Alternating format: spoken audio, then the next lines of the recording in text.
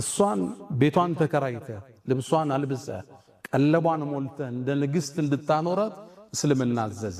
አንተ ትወጣለህ፣ ትለፋለህ፣ ትሰራለህ፣ እሷስ ትውልድ ቤት ውስጥ ኮተኩታለች። ዱባዮቹ ቆንጆ አባባል አላቸው። ቤት ውስጥ ቁጭ ብለው ልጅ የሚያሳድጉ እናቶቹን የነገው ትውልድ ገንቢዎች ይሏቸዋል።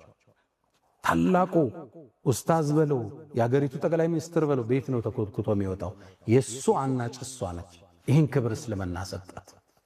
ቁርአን ውስጥ ሱረቱ ሪጃል ሚል አታገኙ፣ ሱረቱ ኒሳ ግን ታገኛላችሁ።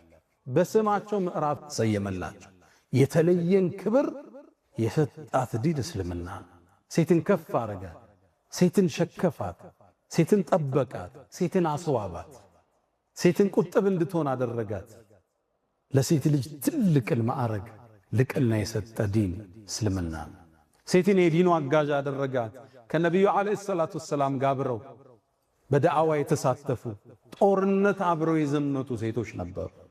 አብረው እኮ ነው የዘመቱት። ሰሃቦቹ ሲወድቁ እኮ ነርሱ ነው የሚያክሙት የሰሃባ ሴቶች ናቸው። ጦርነቱ በጣም ሲብስ የሰው ቁጥር ሲያንስ ገብተው የሚጋፈጡት ሴቶች ናቸው። ልብ በል ጦርነት ነው፣ ሂጃብ ይገለጣል፣ ራቁት መሆን አለ። ይገባችኋል? ይሄን ተጋፍጠው ይሄን ዲን ከፍ ያደረጉት የነብዩ ሰሐቢያቶች ሴቶች ነበሩ። እሑድ ጦርነት ላይ ኡሙ አማራ ትታወሳለች አይደል? ሰልፉ ተገለጠ፣ ሰሐባው ተበታተነ።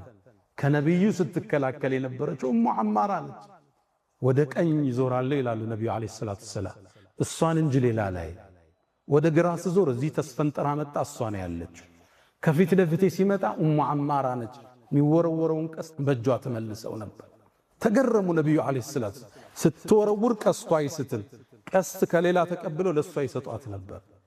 ጦርነቱ ሲያበቃ አስጠሯት። አንቲ ኡሙ አማራ ምትፈልጊኝ ጠይቂኝ አላት። ልብ በል ይሄ ጥየቃ ምትፈልገው ነገር የሚመለስበት ጥየቃ ነው። ዱንያን አልጠየቀች። የአላህ መልእክተኛ ከርሶ ጋር በጀነት ጎረቤት ልሆናለች። ሴቶች አሁን አዳራሽ ላይ ሴት በዛ ወንድ በዚህ ሲሆን የሚያወግዝ ዲኑ ያልገባው ወጣት ታገኛል። ሴቶች አዳራሽ ላይ አይደለም የጦርነት ሜዳ ላይ አብረው የተሳተፉበት ዲን ነው። እክትላጥ እናወግዛለን። አንዱ በአንዱ ውስጥ ለየብቻ ሆኖ ግን መቀመጥ ከዲኑ ጋር ሊጋጭ አይደለም። ሴቶች ናቸው ያስተማሩት። እናታችን አይሻ ሙዓሊመቱ ሪጃል ወልአጅያል ትባላለች። ትውልድ ያነጸች ሰሃባ ሰብስባ ያስተማረች እናታችን አይሻ ነች። በሶስተኛ ደረጃ የነብዩን ሐዲስ ካስተላለፉት ሰሃባዎች ውስጥ አንዷ እናታችን አይሻ ነች።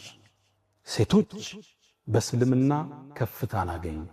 ከነ ቁጥብነታቸው፣ ከነ ሐያቸው፣ ከነ ኢማናቸው የትውልድ ግንባታ ላይ ትልቅ ሚና ነበራቸው።